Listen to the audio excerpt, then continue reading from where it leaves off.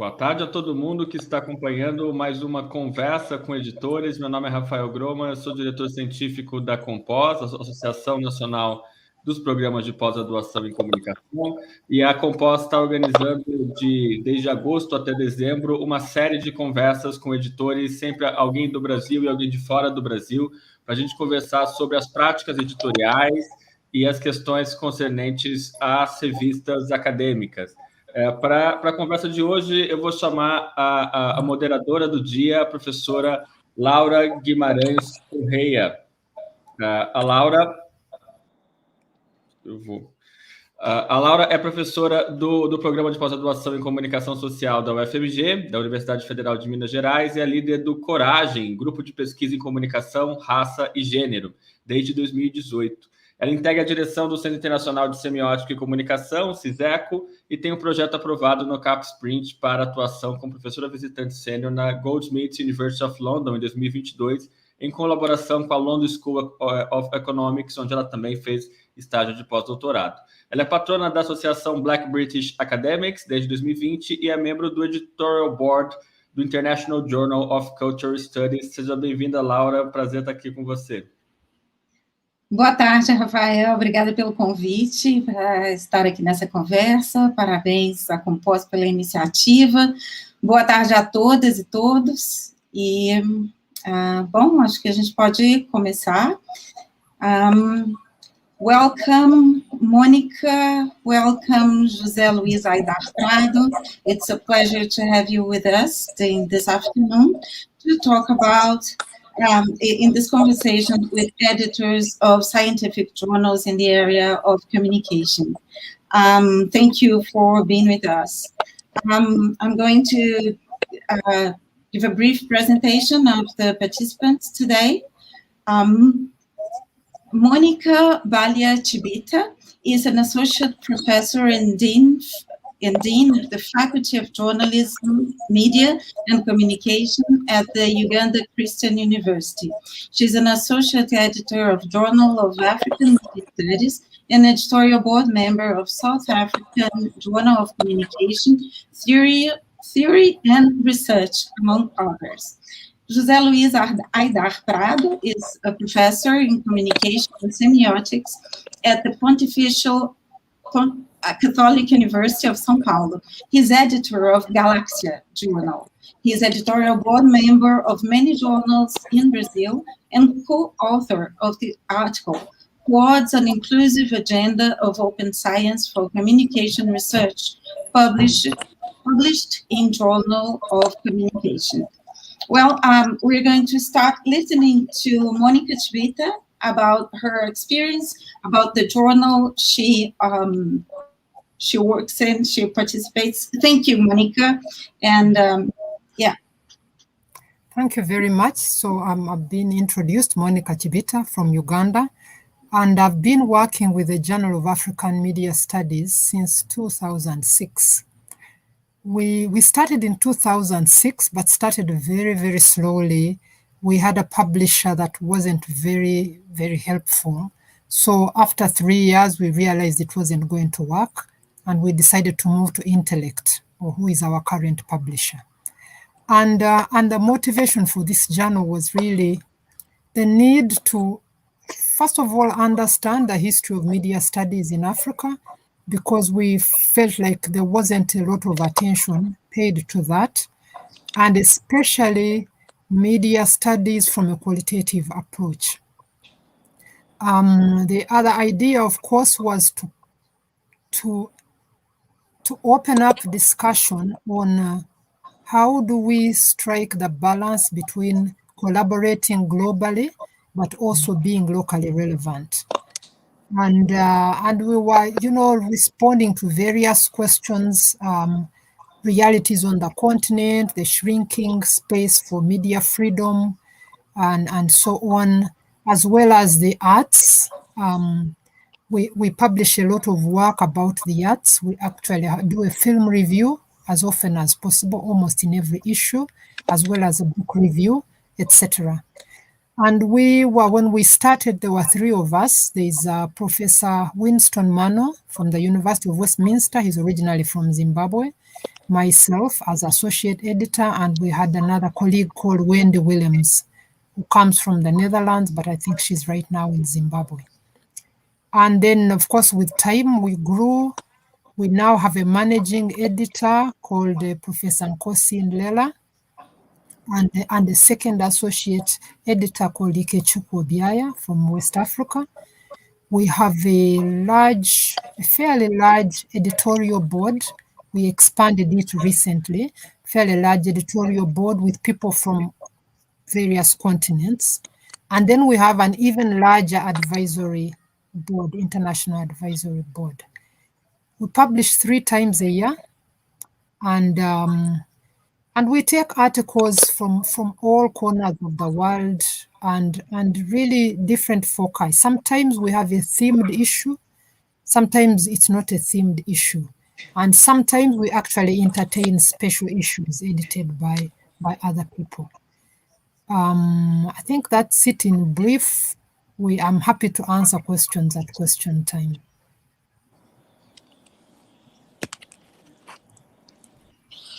Okay, Monica Chibita, thank you so much for this presentation. Now we're going to listen to José Luiz Aidar about Galáxia and whatever you'd like us to know about Galáxia and the process of publishing. Thank you. Thank you for the invitation of COMPÓS, of Rafael. It's a pleasure to be here with Laura and with Monica. We started in Galáxia in 2001, so we are in the 21st year of life of the journal, and the journal appeared in another contest conceived as a transdisciplinary journal of communication, semiotics, and culture. We were dedicated to all those confluences and connections between science and politics and culture. And we received collaborations of those who had adopted any semiotic or discursive perspective, or in a most general view, let's say a production of meaning. I think this is the most the axis of our interest, the production of meaning approach as a way of thinking arts and culture, always understood as communication phenomena. This presentation is still valid today as long as we think of semiotics as a theory of meaning, not in strict terms, not only in the concrete semiotics, because there are a lot of semiotics. Even though the journal has incorporated many epistemological trends and diverse sub-areas since then, and expanded the theories of meaning in its inscription surface, our journal still has the perspective of approaching communicational phenomena and processes, but with strong expectations in a theoretical development in research. I think that a scientific journal should follow not only the perspectives of object process analysis, but also the different modes of theoretical and epistemological appropriation within the field of communication. Synthetically, today, the journal aims to first understand the transit, transformation, and fluid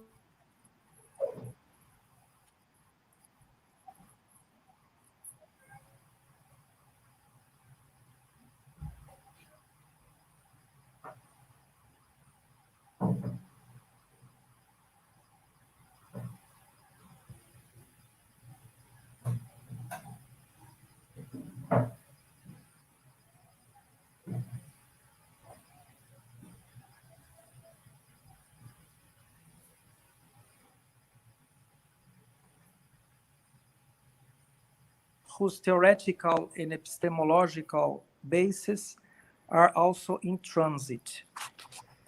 The signifier Galáxia, as the first editor, Irene Machado, puts it, was affiliated to a semiotic poetic tradition that the poet and translator Haroldo de Campos created with his poem Galáxias. Campos was one of the founders of our postgraduate program in Pontifícia Universidade Católica in 1972.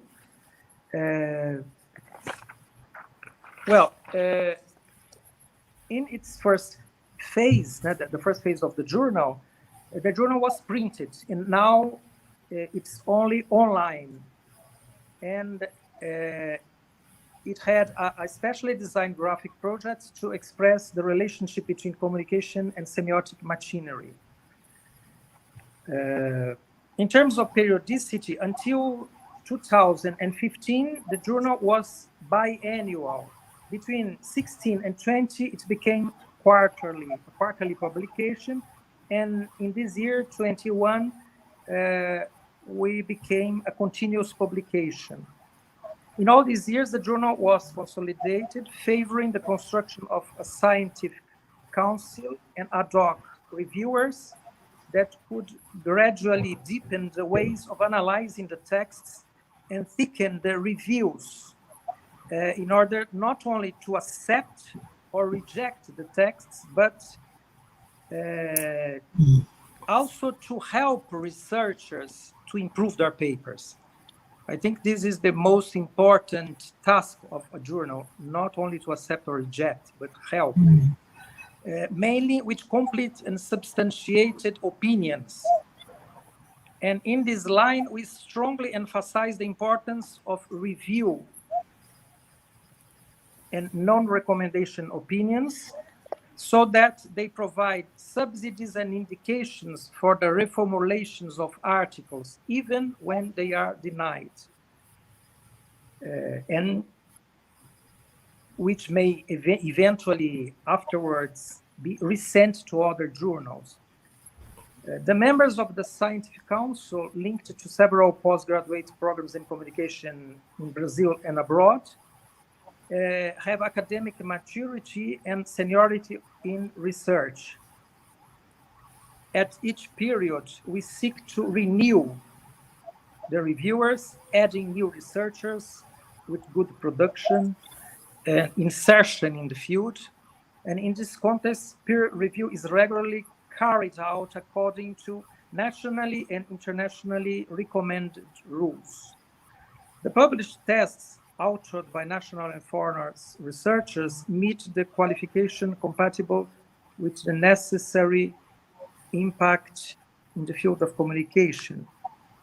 In 2012, the journal was catalogued in the A2 classification level by the Qualis Capis Committee in the area of applied social sciences, and in the same year it was distinguished by the Scientific Electronic Library Online, the CIELO, to integrate its collection under conditions to be met until the next year, 2013, in order to entry in the indexation system. CIELO is one of the most prestigious and selective electronic libraries of scientific periodicals, maintained in the country by FAPESP, the scientific agency of the state of São Paulo. Joining CIELO was very important for us, not only in terms of gaining the indexing level, but also in terms of joining a group of journals that are trying to survive within the perspective of open science. Years later, we joined Redalic, a Mexican network of non-commercial open access scientific journal in the same direction. These affiliations have not only a scientific but also a political reason in a context in which since the 90s, international profit groups have been appropriating the intellectual capital generated by science. Open science does not only imply open access in research products, but appeal to the collective, the political distribution of research results beyond the utilitarian perspective of science that preaches increased effectiveness, productivity, and competitiveness. This requires the creation of unpriced conditions for the access, motivating open dialogues between research groups, free exchange of results, free access to read and publish in journals, and self-protection from powerful corporations whose main goal is the commodification of the results, of these results of the articles. This has led us in the debate with other Brazilian editors in our area to think about the role of journals in the direction of themes such as justice and social responsibility of science, dialogue between science and other traditional knowledge in Latin American locations, emphasizing the distribution and recognition of knowledge produced in various languages. Our approach cannot be only technical, as it is about facing political position of open science. For that, it counts on the joint effort of the national development of open science, of National Development Agency, with the postgraduate programs involved in such a project, and with the certifying and indexing agencies such as Cielo and Redalic. It is a collective effort. This certainly does not prevent an approximation with the indexers of international corporations, but it is necessary that this project is not colonized by pricing strategies. In recent years, we have sought to place ourselves in this editorial and scientific perspective. With these themes in mind, we have been dedicating ourselves in the journal to improve article evaluations, create reliable and detailed opinions, and expand forms of financing, always in constant debate with other editors in the area, building scientific policies for our journals. Furthermore, there is an expectation on the horizon of improving aspects related to the creation of databases and open networks in a wide ecosystem that in order to that the generated research results are clearly consistent, intelligible, criticized, and repeatable. Open science requires democracy, multidirectional scientific communication, and democratic government that support such networks. It is clear that the Latin America perspective of open science that we are talking about here does not reject technical criteria. I'm not rejecting the technical criteria linked to an agenda that emphasizes the increase in the replicability and generability of discoveries. This agenda was recently published in Journal of Communication and has many suggestions. For instance, published materials, data and codes, pre-register studies and submit registered reports, conduct replications, collaborate, implement guidelines for the promotion of openness and transparency, and encourage open science practices. We are not denying all this. Judging by the signifiers involved in this agenda, it is an ideal of openness and transparency to be implemented for the good of the scientific and social community. There is no way to disagree if we defend open science with such general ideals. However, what we are discussing here is about the universality of such criteria, the strength of each individual guideline. The question that arises for us is, does this apply to the entire planet? Debating universality implies asking whether this criteria of technical effectiveness with an emphasis on quantitative research and in certain perspectives of open science, serve everyone. That is, in scientific and social contexts, different from those of developed countries. Thus, the examination of the universality of such an agenda, let's say such a technical agenda, must face two issues. First question, are such criteria sufficient for South world contexts? Second question, the emphasis on quantitative research is enough to account for the qualitative aspects. This has been extensively debated in a text in a journal of communication, which has been recently published.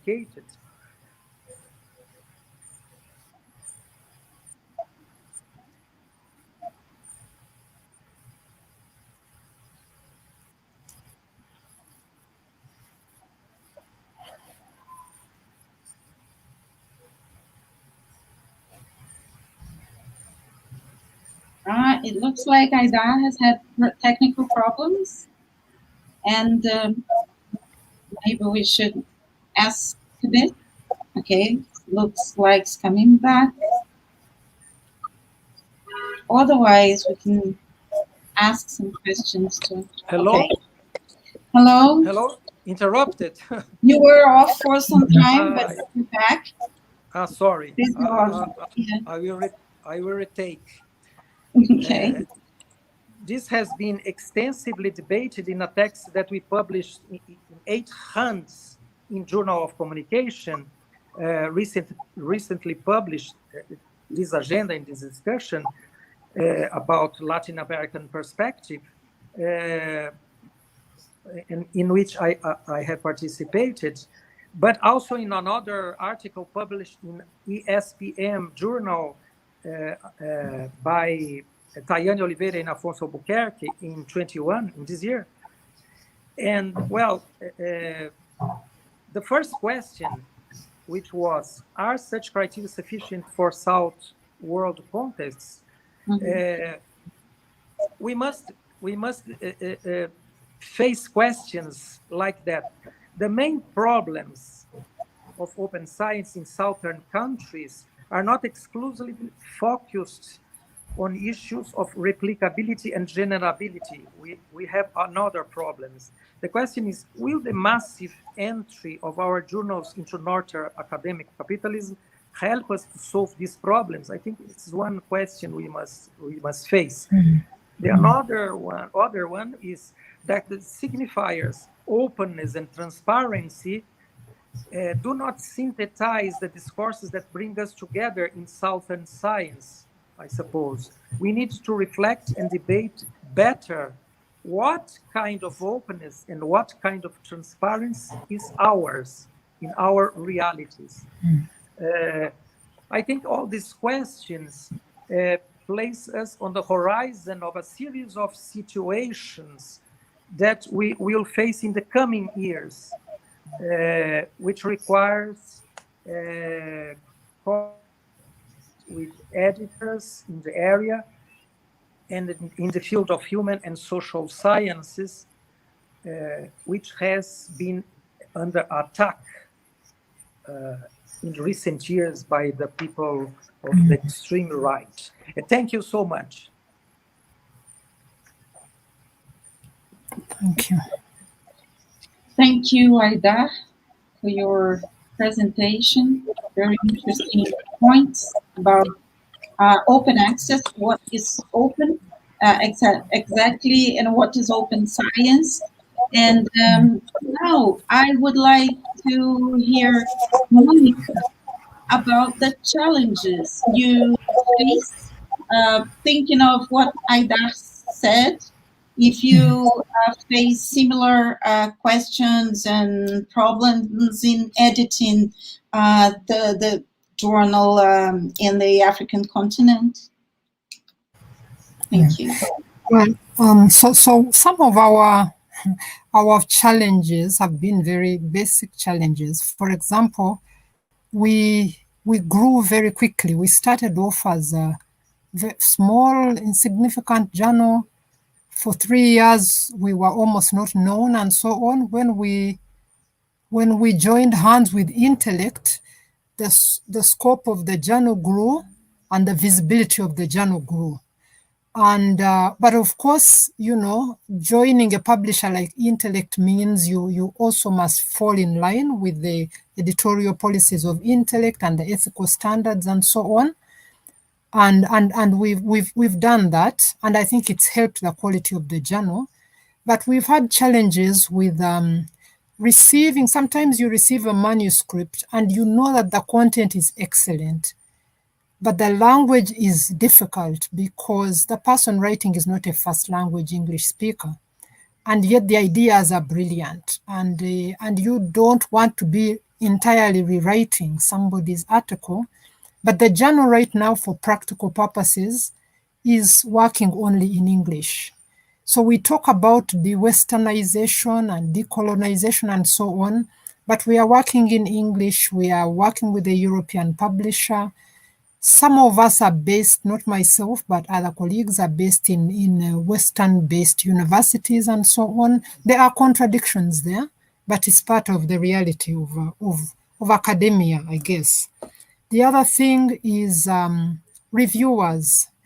We do try to have a large pool, to keep a large database of reviewers. But it's one thing to have very brilliant people in your pool of databases. It's another thing to have people who you can depend on to review an article within the time that you want it reviewed. And we all know sometimes we've fallen, I don't want to say victim, but we have failed in this. But sometimes you have very good reviewers who just don't know anything about deadlines, and that can be very frustrating if you're running a journal. The other thing is sometimes you get reviews, but they lack the depth that you require, and you have to send it back to another reviewer, and so on. The other thing we've had is the scope, the number of manuscripts that we receive has grown quite a bit, and sometimes it gets daunting. So a couple of years ago, got into a system called JAWS Evolve, which has been very, very helpful in enabling us to manage the whole editorial process right from the beginning to the very time the article comes out. And we keep working with the proprietors of this system to refine it and so on, and that has been very helpful. The last thing I want to talk about is marketing. It is challenging to market. It's challenging to market under normal circumstances. It has been extremely challenging to market the journal in light of the current pandemic that we are all dealing with, because conferences have come to a standstill, they are largely virtual and so on. There are some benefits, of course, in marketing virtually, but there is something about the physical marketing that we miss, that we would like to have back if we could. Yeah.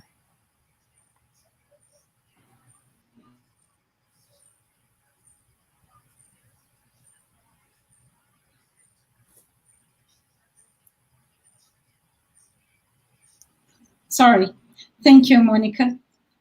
You pointed to a problem that is very common, and other editors had pointed to that, is that finding the right reviewer and getting this work done in time, and also in the way that it would help the author or would help the editor to make decisions about the manuscript. And there was, we were talking in the last session of this, in the last event in last month, that the review work is not paid as many, all the other was your work, for example, as editors. And so it's a kind of precarity we have, because at the same time, it's a kind of gift work, as Larry Gross, gift economy, as Larry Gross said in the other interview, in the other talk. So is there any solution for that? I know that as, for example, as a civil servant, I work for a federal university, so I understand that as part of my work. But is there any a solution to this problem? I'd like to hear you both about this.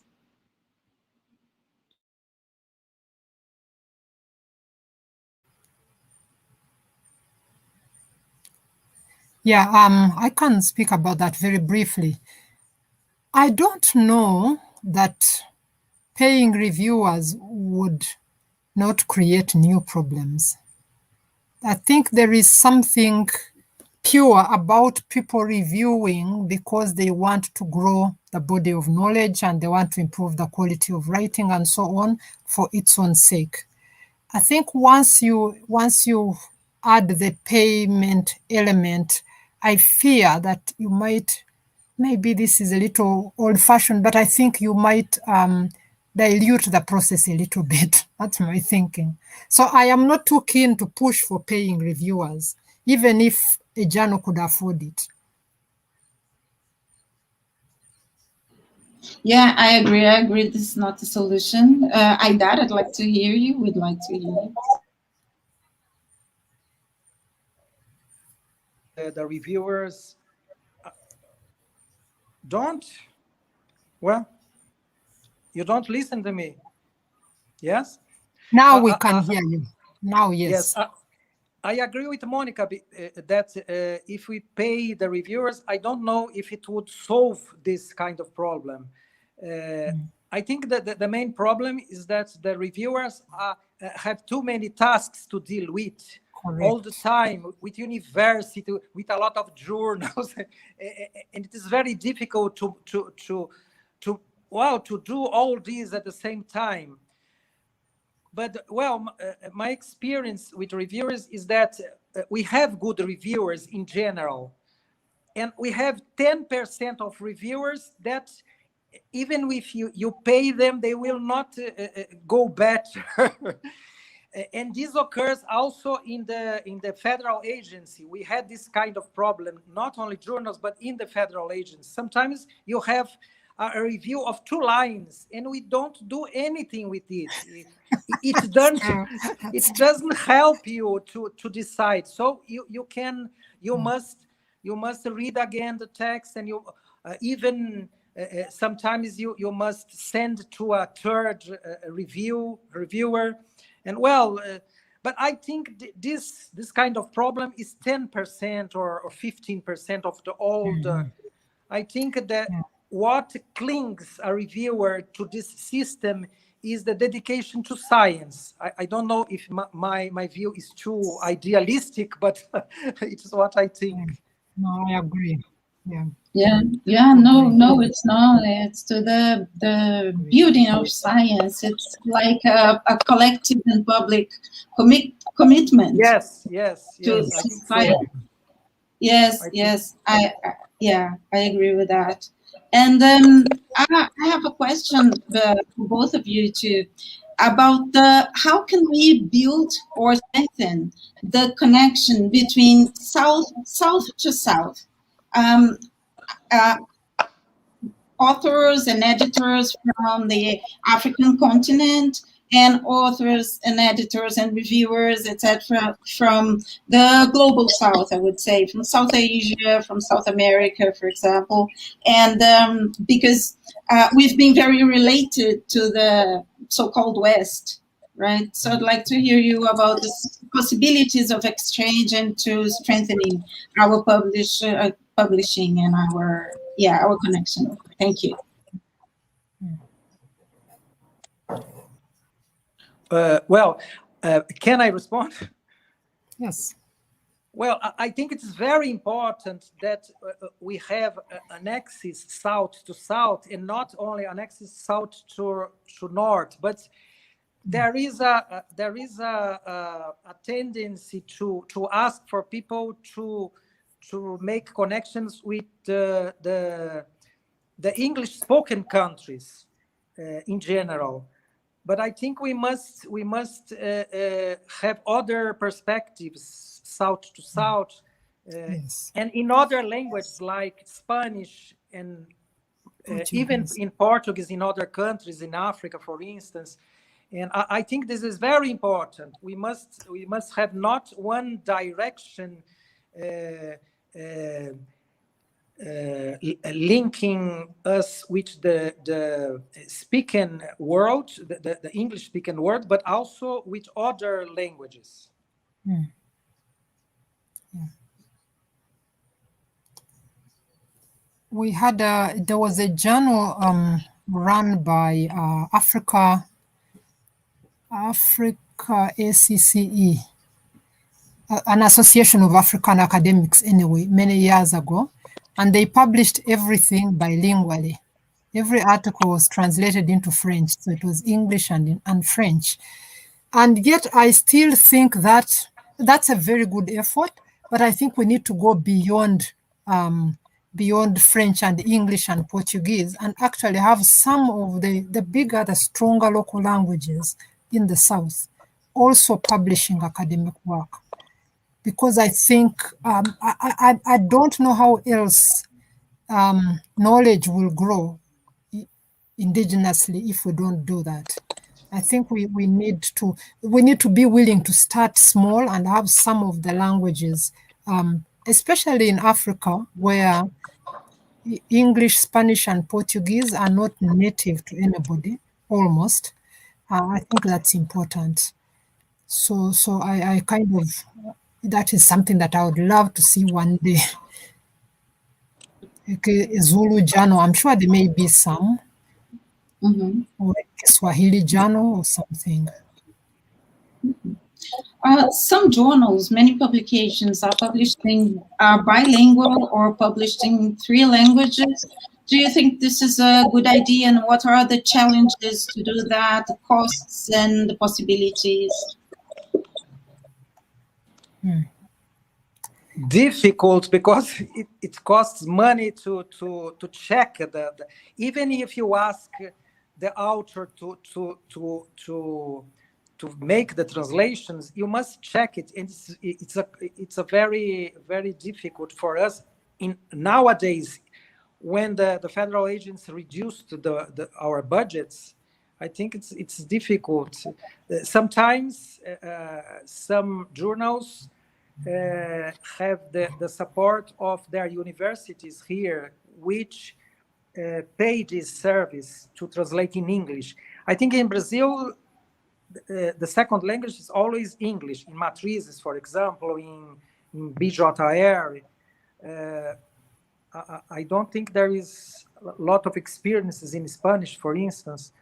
But, I think now it is a little difficult to make ends meet, even in one language.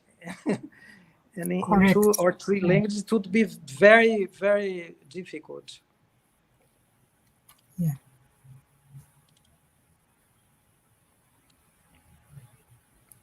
There's a question here from Raquel Recuero. She says that Larry Gross, at the last meeting we have, last conversation, pointed to some interesting ideas about how the Global South is often misrepresented and on the so-called international journals, which are mostly about research done in the North. And usually when research is done in and about the Global South, it's very located. It's like some special research and not the mainstream research. So sometimes they don't even mention that some research is made in the US because it's just taken for granted. So what do you think about this?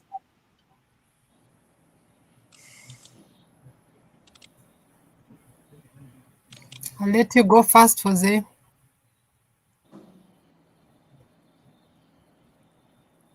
Sorry, Monica? Sorry, I was saying Jose can go first on that one. Okay. I think it's difficult. This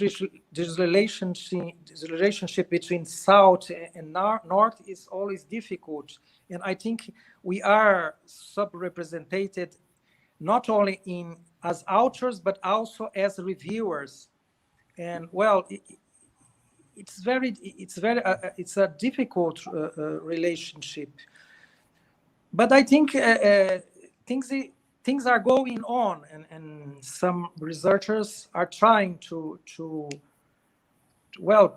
be represented. But I think our direction must be not only in this direction in order to be represented in the North, but also in what we are talking about in last question, in the direction of South-South, in dealing with other languages as Spanish, as Portuguese. I think we must fight in many directions, not in only in trying to be better represented in the North. Yeah. There's tremendous pressure in the South, at least in our part of the South. There's tremendous pressure to prove yourself on the global scene. And sometimes you spend many years doing research that is of not much relevance at home at all. And that's sad, really. So yes, I agree. Yeah. Okay, thank you. I have another question that is a bit close to this one, and it's about that article published about 3 years ago, where 4 intellectuals from the area of communication published this article called "Communication So White," saying that usually the articles, the reviewers, the publishers are usually men and white, and this would exclude the point of view of people of color, of women, of scholars from other backgrounds and other hegemonic group. So I would like to, and they are Paula Chakravarti, Rachel Kuo, Victoria Grubbs, and Carlton McCubbin. This is a question of mine. And also they call the attention to the practice of men cites men. So I would like to know if, as editors, you care for this diversity when you think of authors, reviewers, and etc. to build to publish your issues and your journal. Thank you. When you receive an article, you must be very careful.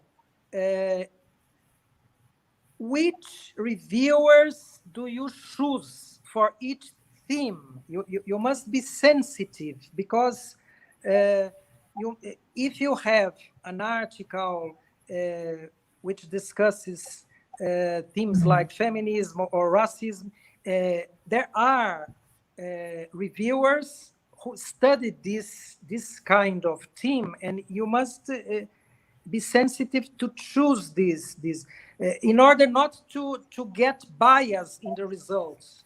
And I think it is the main concern of the editor. It is very important to begin correctly, and to begin correctly is to choose the reviewers who historically in the field has studied this kind of problem. And I think this is the most important thing. On the other side, when you get the results, you must look if the reviews respected this let's say the political axis of the analysis built in the article. If the article doesn't respect this axis, you must ask for a third or a fourth review. I think the editor must be sensitive in this direction. I have to admit that if I'm editing an issue, any good quality article, regardless of who has written it, whether they are male or female, black or white, is an attractive thing. You want a good article. So it's difficult to resist. if it tips the balance, you are more likely to lean towards the quality of the article than this is another woman, so I won't publish her, or this is another man, so I won't publish him. So those types of balance are difficult. In our journal, we found that it's much easier to take care of geographical distribution. Our antennas are up for geographical representation in an issue. So it's unlikely that we'll have an issue that has everybody from Europe or everybody from Africa or something like that. Or if it's even within Africa, we try to see that there's some West Africa, some East Africa. But it's not easy, because if you're battling to get an issue out and you have a good quality article, you will publish it, even if it tips the diversity balance. Yeah. Sometimes you can tell it by the subject, by the topic discussed, sometimes. Because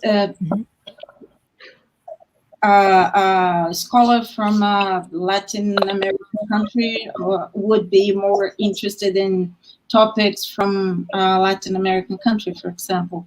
But this is not always the truth. Yeah, please go on. Now, sorry, I was going to say that, of course, our journal in particular focuses on African media studies. Yeah. So in a way, the scope is narrow. The authors certainly don't have to be African, but the themes, the focus has to be African. And so in that sense, we try to get a balance, but you can only balance so much if you are geographically focused on an area. Yes, yes. We have some more questions. One of them is still about translation, because I asked about translation. Is that Patricia Moura asks that, so if you don't have readers of some language, is it really relevant for a journal to be translated? So, so the amount of readers, does the amount of readers justify the translation? She's just making this question to balance the idea of translating or not, and also the costs involved in translating articles, I guess. I think if I would choose a language to translate, I would choose Spanish, not English. But our journals that make this second translation, the second language, they choose English, like Matrizes and like BJR. And well, we must ask them if they had readers in English. I don't know. Okay. There is another question by Raquel Recuero. She's asking, it's a quite practical question. Yeah. Yes. What are your ideas about reviews that are not, let's say, collegial? So should the editor interfere, edit the review, or just send it plain as it was received to the author? It depends on the problem of the review. If you have a brief review and we can't decide, we ask for a third opinion and a fourth opinion. If there is a lack of something in the analysis of the reviewer, you can talk to him. You can. I didn't understand this. Can you explain better? What did you like? What did you? You can ask the reviewer, but it depends. If he sent 3 lines, well, it's lost. It's a lost review. It's desperate. Yeah, we try not to interfere with the artistic freedom of the reviewer, yes. I guess. Yes. Yeah, but quality, we must interfere. I mean, if it's badly written, we'll send it back, even if it's a review. We will not publish it as it is just because it's a review. But we try not to interfere with the artistic freedom of the reviewer. Yes, I think most editors do that.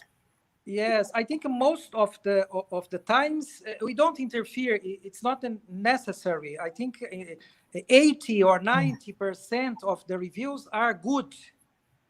Sometimes you have a problem when the first review is positive and the second is negative. This is a problem because you can't decide, and you must ask for a third or for a fourth review to decide. Are you talking about peer review or? Yes. Or is it Yes. peer review? So I got it wrong. Yeah. I thought you were talking about film review, book review type of thing. If it's peer review, that's different. No, I guess it's about, sorry to interrupt you, I guess it's about double-blind peer review. Yeah. It's Yes. the system we use in Brazil. Okay. Yeah. Then I would like to refine my comment, which is that if we are talking about peer review, whether or not you should interfere, I think yes. I think I agree here with Jose that if you think the person, for example, the person declares that this article is trash, and there is every evidence that this article is well researched and well written and so on, you must challenge the reviewer. Yeah, I think she was asking something like this, like if the comment is not kind or respectful to the author. Yeah, if they then I edit the commentary. Mm-hmm. Sometimes you have violent. Sometimes you have violent reviews. Yes. I think the editor must cut the Sure, yeah. You work as a yes, you must reduce the discharge, the affection charge. The trauma. Yes. the potion. Yes. Yeah, it's not good to be rejected, at least if it's no. a nice way. At least do it gently. Yeah. Sure. There's a question from Rafael Groma. He asks, what tips do you offer for young researchers who want to submit a manuscript to your journal and have no experience in the subject? Young authors or young reviewers? Young researchers, young authors. Authors. What is the question? What tips, que dicas, né? What tips do you offer for young researchers or people who are not young but are not experienced in the research process and the research publishing, who want to submit a manuscript to your journal and have no experience? People want to. What would you? First of all, I will invite the authors to read our articles, our published articles in the past, because, well, to feel which texts has been approved. Second, to read the norms, the code of ethics, the norms, all the functioning, the operation of the review of the journal. And well, you must try, and when you receive the result, you improve your article, and if you are not approved, you send to another journal. Well, you get better, you improve your knowledge of the functioning of the journals. I think it is an experience. You must try and try. And you may want to, it's a terrible thing to say, but you may want to start with a smaller journal and upgrade. Yes. Get accepted and gain confidence from publishing with a fairly small, maybe local journal, and then go on to regional, then go on to global if need be, and so on. It's a journey. Yes, I agree. Yeah, it's like start small and then go on trying other. Yeah, start more local, then try more global. Yeah. Yes. Let's have a look at the questions here. Just a bit.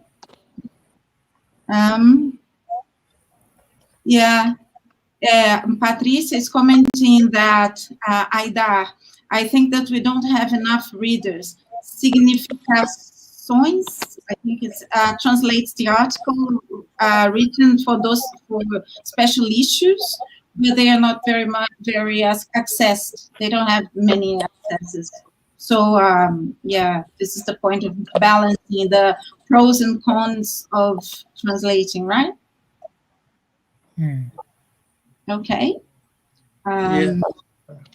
Great. Let me check here if you have more questions. Excuse me just for a moment, our participants. I'll give say something in Portuguese, Mônica. A live vai ficar legendada em português no canal do YouTube da COMPÓS. A próxima live, para quem está nos assistindo, vai acontecer no dia 7 de outubro, às 18 horas, com Jerônimo Rivera Betancourt, da Palavra Clave, Beatriz Dornelles, da FAMECOS, e Gilson Porto Júnior, do Observatório. A mediação vai ser de Lisiane Aguiar, da UFRR. Então, já estão todos convidados para o próximo evento que vai acontecer nesse mesmo canal aqui da COMPÓS. Estamos aqui ainda, estamos aqui conversando com os editores e, sim, I would like to ask you if you, in the practice of editing the journals, if you think that, where does the innovation come from usually? Does it, can you say, or can you perceive where you see more novelty, or you see more new perspectives, or this is just well distributed among authors and places where the articles come from? I would say, I'm asking this because I think that sometimes, because of the difficulties of access of younger and of people from the global south to international journals, sometimes I think that they run the risk of being talking about the same subjects and with the same authors as references. Well, this is just a curiosity I have. It's just a question of mine. Well, sorry, my the internet question started talking about the innovation. Is that what kind of innovation? Can you synthesize? Because yeah, it was a long question. Yes, sure. Yeah. I'm asking if you can see where can you detect some new ideas coming in the field of communication as editors of journals. Can you see coming from, I don't know, I know it's a very general question, but I'd like to hear you about the most innovative ideas and articles you've been receiving, and if there is a pattern or if there is something that would characterize these. Well, I think that the novelties come from the research. I think last years we had new articles about the function of social media. I think there is an increase in this theme. Very, very empirical research about the function, and it's, for instance, linked to the extreme right. I think that there are lots of people, of researchers, trying to understand this phenomena, this communication phenomena. And I think this is this has to do with the political context we live since 2016, after the impeachment and after the election of Bolsonaro. I think this, let's say, this is the themes that emerged. I think there is a great, a lot of research about this, but well, I don't know if this is what what was questioned. Yeah, I'm curious about topics and tendencies, and well, yeah, in research, yeah. And I would also like to ask you that what can we do living in this reality nowadays, in this context where science and research and journals and all are at risk in a context that we don't have much credibility and also support from the government. Sorry, Monica, if you'd like to comment any of the two questions. Sorry, I just merged two. That's okay. I just wanted to add to the first one that he talked about, the social media, is the return of discussions about conspiracy theory related to fake news. That I think there's been a huge resurgence of that in the last year or two. African context, we've also had a lot of discussion, new discussion about de-Westernization of education. You remember the fees must fall and everything. So the Westernization, the colonization of education, of research, of epistemologies, and so on and so forth. So I think those two areas seem to be kind of coming up again. They are not new, but they seem to be coming up again. And like you said, they are related to the political context.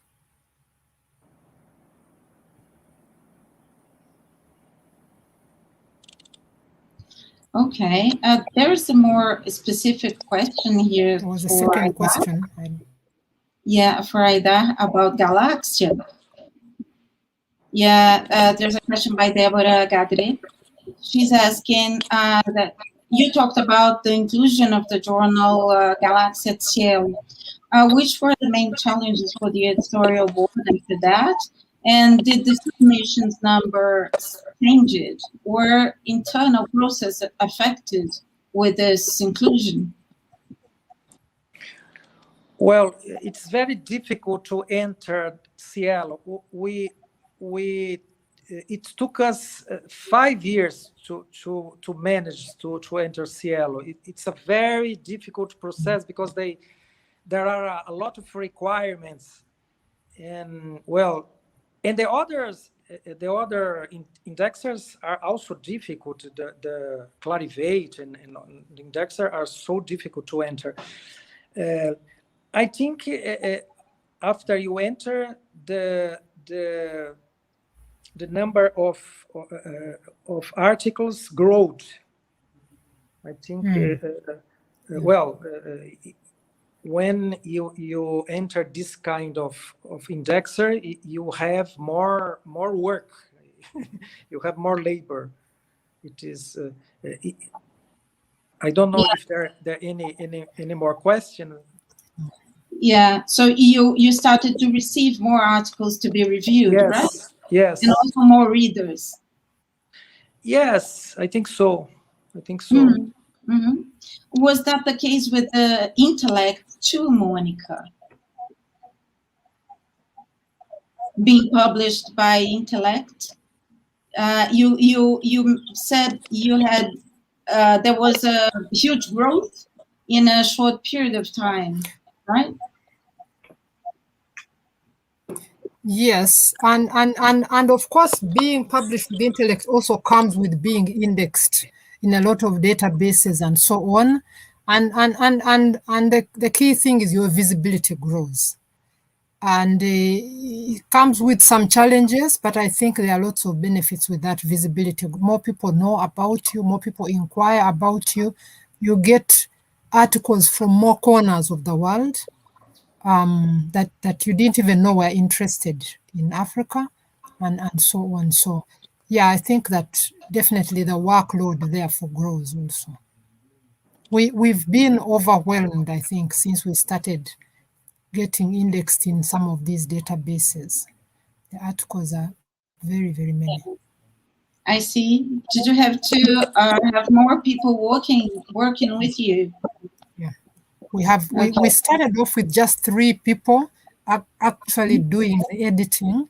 Now we have a team of 12 or more. I don't remember the number, but it's a fairly large number, and so they take turns. People take turns editing issues. And it makes it more manageable. Otherwise, it was overwhelming, because before you finish this issue, the next issue was here, and it was very difficult. And everybody was busy with their academic work, etc. So we have more hands now. All volunteers, which is a blessing. Good, good. What about you, Aidar? Do you work with many people at the Galáxia? Well, we have the editor, the council, the scientific council, and that helped very much. And we have a commission of people and students which helps us with the day-to-day activities. But there are not so many people. I think we have 10 people that helps us with various activities. I see. Okay. There's a question here by Rodrigo Martins. He's asking, what are your opinions about the continuous publication model instead of the issues and volumes? Cielo, for once, encourages adopting this form of publication. I think he's asking if Cielo encourages this kind of publication.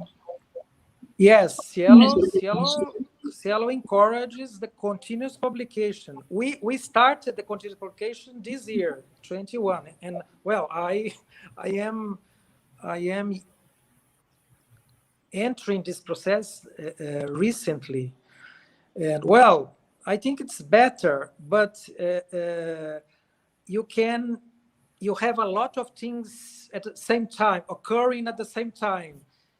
You must analyze the new articles. You must make the text revision of the approved ones, and you must send the revised to get the XML archive, and you send it to Cielo, and you have a lot of things happening at the same time, and you turn mad with the continuous publication. You must have tables of controlling, because if you don't have, you get lost, easily lost. Well, I started this process this year, but I am getting used to it. I thought you were going to say you are slowly going mad. Yes. Yes. Yes. Monica, is it the same at the Journal of African Media Studies? We don't do continuous publication. We do 3 issues a year. And I think it's a little more predictable. So what we do is we pace ourselves. If you're editing issue 1, it's unlikely that you'll be editing issue 2 as well. So it gives you a bit of a break until your turn comes to edit again.